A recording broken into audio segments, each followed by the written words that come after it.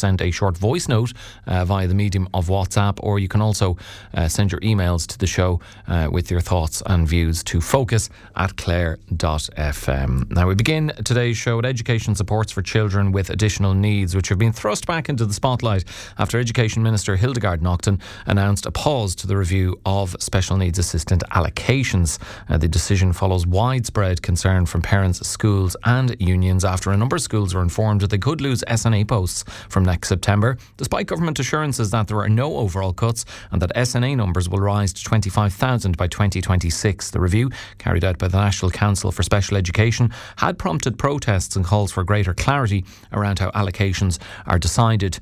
Meanwhile, Sinn Féin's accused the government of not understanding the anxiety attached to the SNA review. Taoiseach Micheál Martin told it all 585 schools are being reviewed and most would see no change or an increase. However, the Sinn Féin leader, Mary Lou MacDonald, says that's not going to comfort parents and teachers who are losing out. What you need to do is acknowledge and respect the vital, essential role of SNAs for children in the school system. And you need to commit not to cut any of them. That is what is needed. That is what you need to say, Taoiseach. And I hope that you will get to your feet and alleviate the anxiety of parents and of SNAs. So what does this pause really mean for families, for SNAs working on the ground, and most importantly for the children who rely on that vital support every day? We'd love to hear from you if you are indeed an SNA or you are a parent of a child who benefits from an SNA. Then it is 0818 400 964 or 086 1800 964 to get in touch and share your story or experience. But joining me now to discuss this further is Anne Malone, a mother from Whitegate, and the Tubber native and special needs assistant Liz O'Donoghue. And thank you to both of you for being with us on the show. And Liz, I might just start with yourself. As an SNA, how unsettling were the initial reports that allocations might be reduced? Good morning, Ellen. How are you? I suppose firstly, kind of this time of the year, this scenario starts where we're hearing about an increase in SNAs, and then on the other hand, the cuts are starting. So really, I think we're quite used to hearing that, because it is just giving one hand and take from the other. But it is quite frightening, because we can see basically through schools, and I'm in a dish band one, how much we're struggling. We're really struggling. There's no SNA walking around with nothing to do, and we've a lot more complex needs coming in. It's not just our special, our children with special needs and poor primary care and all the rest of it. But we have a range of social, emotional. We have an awful lot going on in classrooms now, and it's more support at this early stage we need. Not been taken from us. Okay, so actually you need more SNAs, not potentially less. And absolutely. As the mother of a child who benefits from SNAs like Liz, what was going through your head when you initially heard that this review was going to take place, and now that it has since been paused? Well, first of all, I must correct. I was a mother of a child that benefited from the very first SNA in the country. Took 3 years to fight hard to get the very first SNA in mainstream education for Emma, and it allowed her to have a wonderful national school and secondary school life. Now, without that SNA, if that had not been granted 27 years ago, Emma would have had to go to Ennis every single day, which is a 66-mile round trip for her education from a young child at 5 years of age. Now, that doesn't make any sense, that you would put a child on a bus or a car at that age and travel 66 miles just a round trip just to get an education. And that would have been the scenario if I hadn't to get an SNA. And that would have been trying in so many different levels. And it would have been detrimental to her. Nobody would have known her in our parish. Everybody knows her now. She was able to be in that classroom. She was able to go through national school with her SNA. Then when she transferred to secondary school, there was an SNA appointed, allocated for Emma. She had her own SNA, and she went through 8 years of secondary school, because Cathy Sennett fought for the right for children with intellectual disability to be able to stay in secondary school until they were 21, once they could prove education was benefiting them. In other words, they were learning some little bit every year. And she was there, she was 21. Even though she couldn't keep up with her peers, she never felt behind, because the SNA was always there to bridge the gap. And yeah, I think you've well stated just how your daughter benefited from an SNA. But can you tell us a little bit about the effort it took to secure an SNA for her? Because that fight went on for 3 years. It went on for 3 years. It was a lonely fight. I couldn't get other parents to come in behind me. Everybody thought I was crazy. They thought, this woman, this is not going to happen. The first thing they told me, the very first thing they said to me was, and Liz will disagree with this completely, the first thing they told me, no teacher would have another adult in their classroom. They wouldn't want them looking on. That was the first thing. That was the first block. There's no teacher going to accept an SNA into their classroom. And this went on, and then they said, oh, you won't get it because it'll break the country. This has added to our country. It has made such a difference in so many children's lives. And I'm sure, Liz, you have changed so many children's lives, Anne described there. But is it funny, or kind of strange hearing that now as a reason why SNAs wouldn't work, that a teacher wouldn't like another adult being in the classroom while they're teaching? Not only has that proven not to be the case, but they have benefited from the likes of yourself and others being in the classroom, attending and helping children like Anne's daughter. Oh, I 100% agree with Anne said there. There's definitely teachers and SNAs work very well together, and particularly the example I can give is my own school. We work as a team for the benefit of all the children within the room, and I agree with what Anne is saying 100%. Like, without a team support going on in the classroom, nothing works for anyone. So we do work very well with our teachers appreciators being there, because it's the work we do, and we work as a team together, and all children benefit from that. And I think it is mad. And I think when I think back to Anne talking about her story going back 21 years ago on her child, like it's absolutely crazy to land on parents more fighting, to get support to their children. Anne has just said they're a very valid point. The proof is in the pudding, really. At the end of the day, her daughter has benefited no end from SNA support. We need the investment we give at a young age benefits children at an older age. Everybody's entitled to a life and to blend in with society and the whole lot of it. And Anne is proof of that worked for her daughter. And her and many, many more parents would agree the same thing.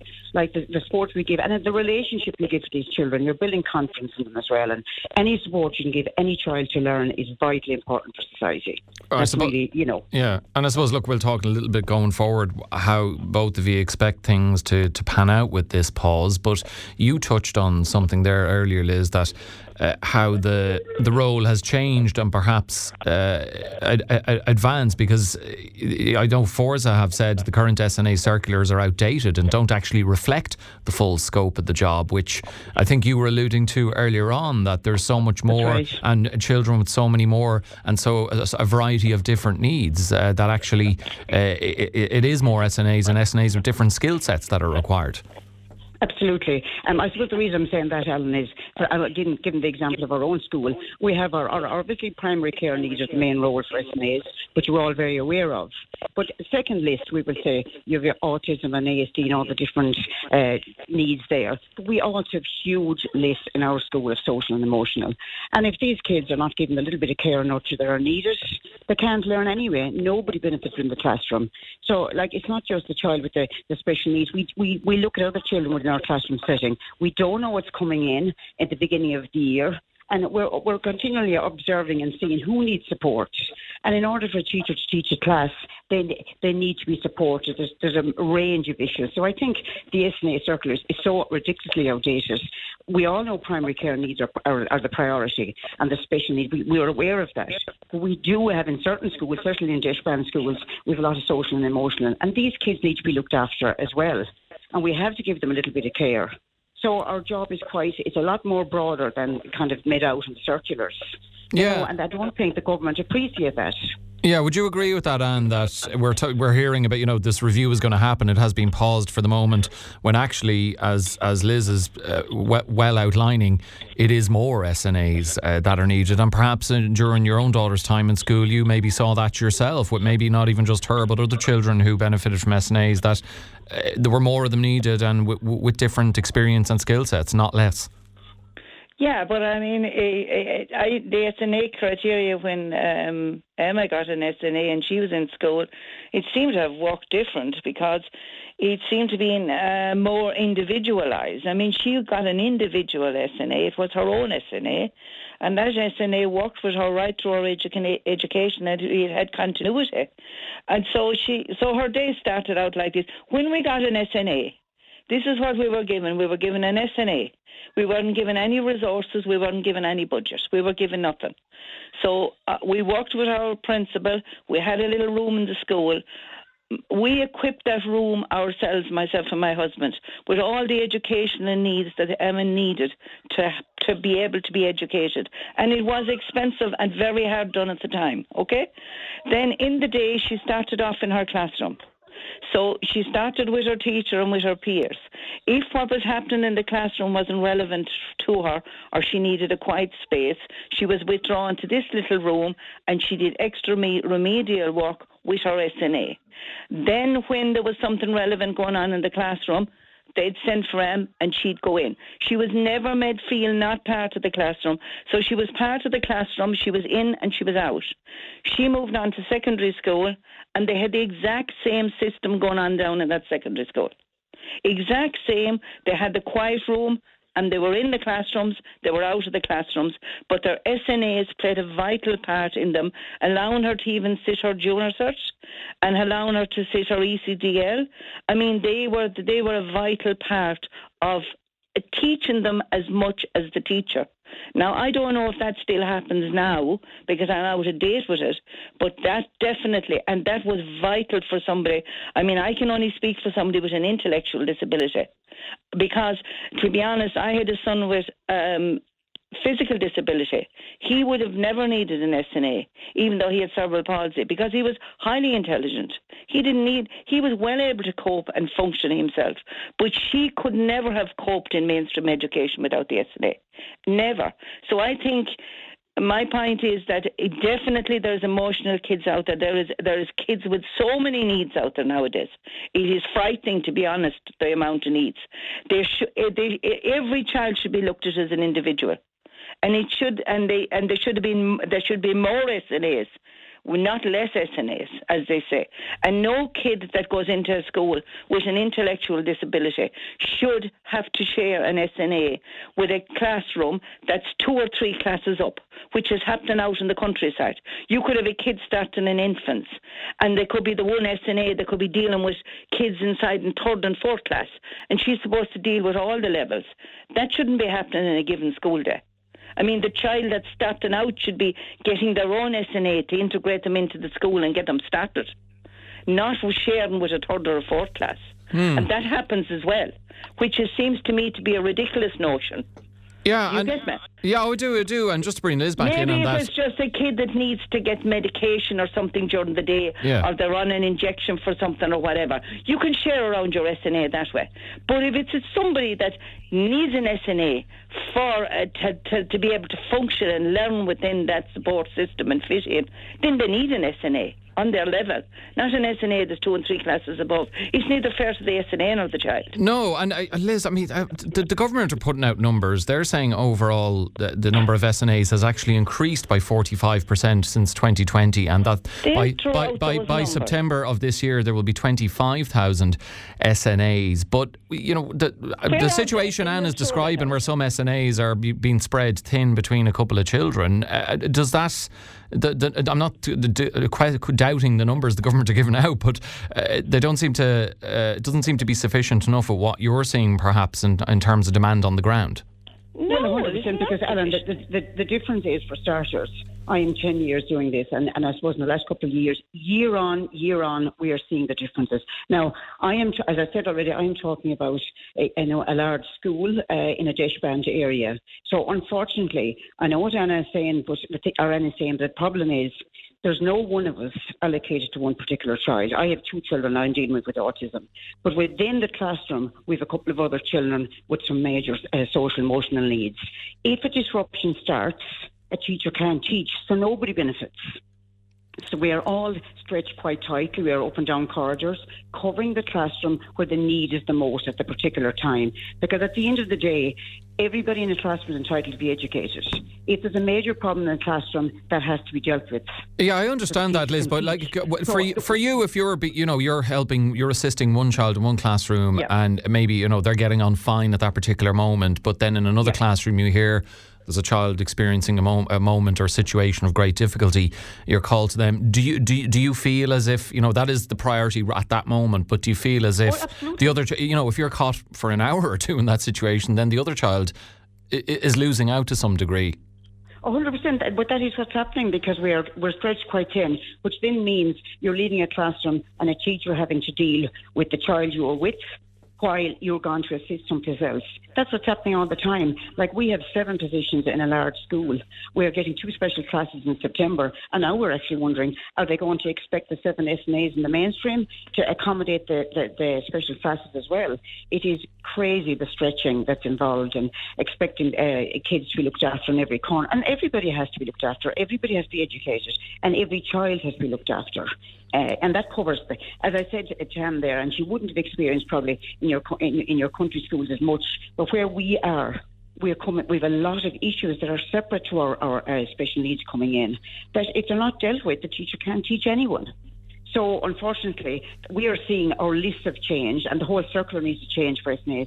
Like, you're talking about an assistant in the classroom in order for the teacher to teach, not just for the child, for every child, including the child with special needs and everybody else. If there's any drama or problem, it just means nobody's been taught.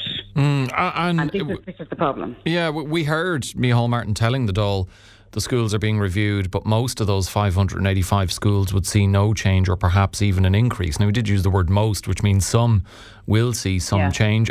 Do you, as a parent of a child who benefited from an SNA, do you take that at face value? And what would you say to Micheál Martin and the government about the real-life impact of losing even one SNA in a school? I wouldn't take anything as face value. I have an experience of 35 years fighting for every service. You just think of something separate from an SNA. Just give you pause now. And I've been on the show with you, Alan, and I've spoke about it.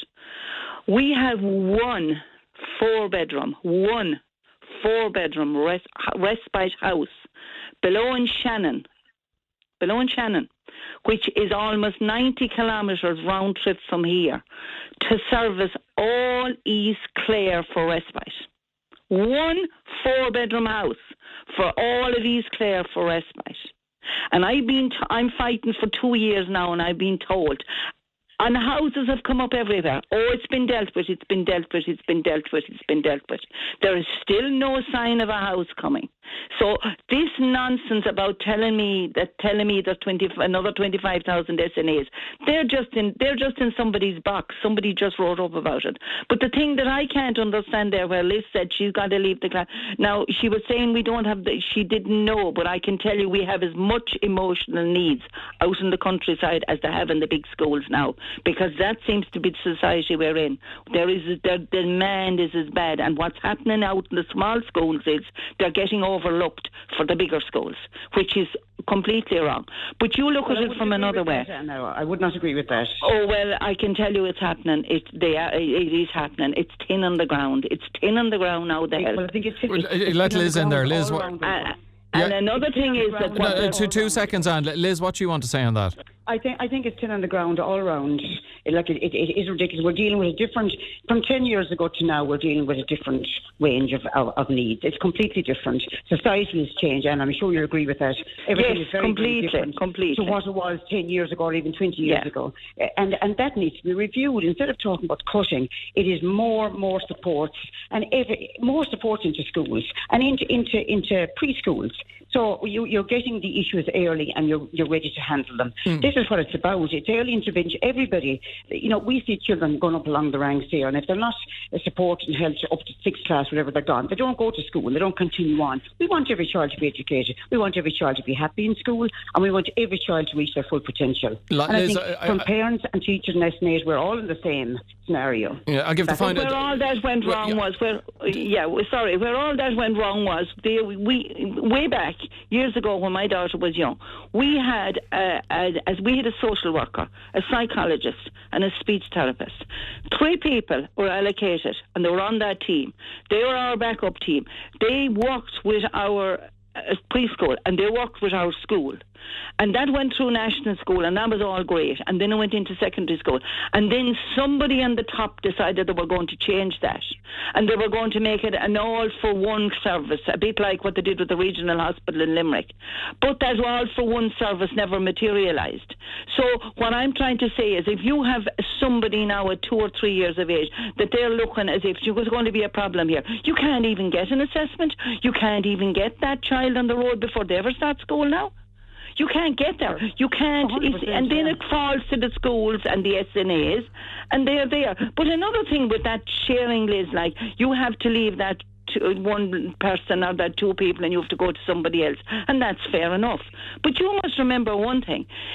Emma has a bad speech difficulty, and her biggest hindrance, she is capable of doing a little job in the workforce, but she cannot get a job because she's a health and safety risk. Because if there was a problem in where she was working, she may not be understood. So the only way she can get a bit of work is if her care worker goes with her every day. Because of this. Now, to say they can leave a child with additional needs in a classroom without their help, and that's not a health and safety risk, that's also a health and safety risk that's been breached. And by just, the Liz, government. we've 30 seconds left, Liz. I'll leave a final response to you. Okay, so it's the bottom line, same thing as Anna's saying, really. It's the support from the very, very beginning that people shouldn't be stretched, because therefore nobody's getting the support they properly need. In theory, what Anna's saying, and we all know what the theory is and what's needed, but the government are not producing it. And cutting SNAs is detrimental to the growth of any child in this country. It's ridiculous. Children with needs, children, whatever type of needs they have, they need the support and they need that early investment. And that's what the government needs to focus on, instead of this chop that we hear every year. Look at the whole picture as a whole, and investment from psychologists, from all the different people that need to support children. They need to have the investment there. Okay, That's well, what we see on the ground. We will watch the space and see what level of meaningful engagement there is between the department, the schools and SNAs, but we do have to leave that there for the moment. But my thanks to both of you, SNA there, Liz O'Donoghue and Anne Malone.